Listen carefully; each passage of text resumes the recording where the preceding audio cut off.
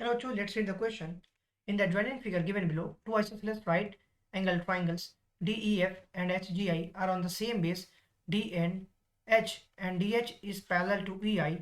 If if DE is equal to GH is equal to 9 centimeter and DH is equal to 20 centimeter, then the area of a quadrilateral FEGI is option is 99, B is 40.5, C is 81 semi square and D is 180 semi square. So what I will do here, first of all, let's talk about the key concept. Key concept. So we know that area of trapezium is equal to 1 upon 2 sum of parallel sides into height. ये basically हमारा area होता है trapezium का. So let us सी. हम सबसे पहले draw कर लेते हैं figure. So if I draw the figure here, let's say this is my particular figure. मैंने एक फिगर ड्रॉ कर लिया लाइक दिस. ये मेरा एच हो गया, ये मेरा डी हो गया, और ये मेरा आई हो गया, और ये मेरा एफ हो गया. अब नाउ अकॉर्डिंग टू क्वेश्चन यहाँ पे मेरा कहीं ई होगा और यहाँ पे कहीं ना कहीं मेरा लेट्स से ये जी हो गया.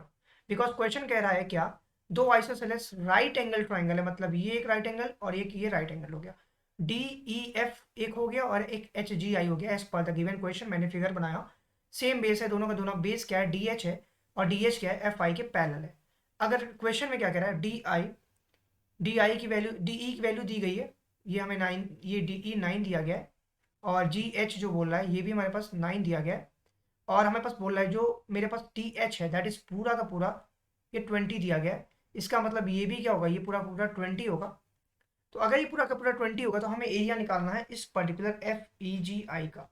सो here if I talk about this question here, basically D F is perpendicular to D H.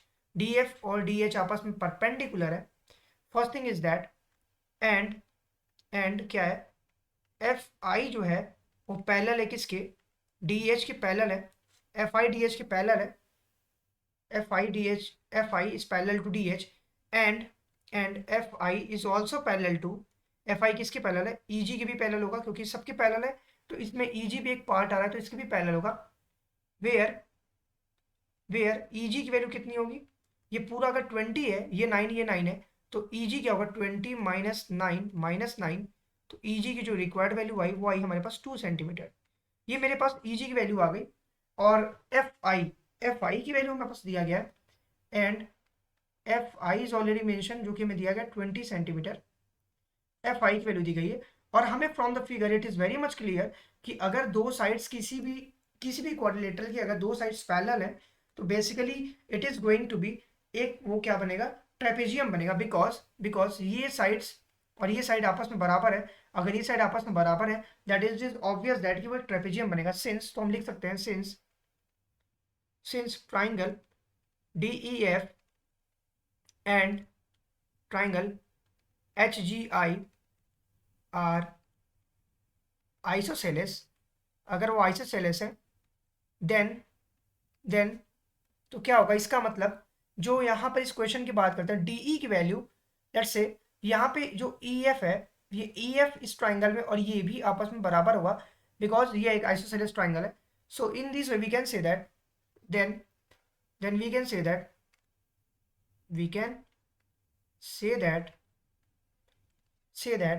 क्या E F is equal to G I, E F is equal to G I as, because we can say that fi is parallel to what, dh के parallel है.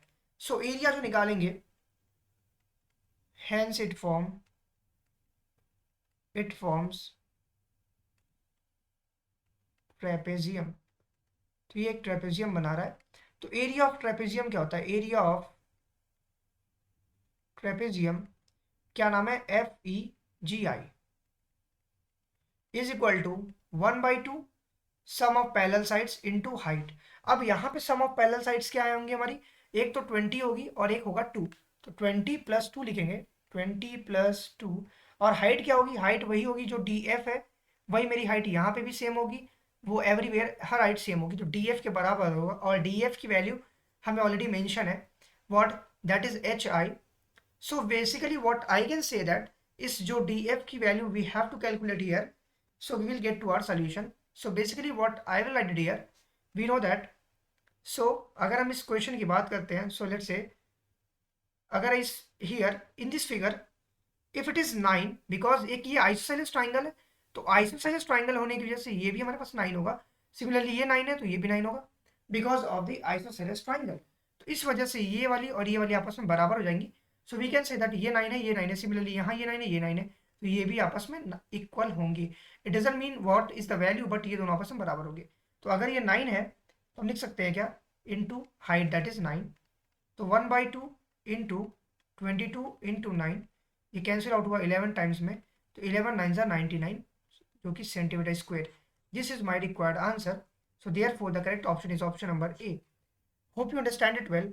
Best of luck. Thank you.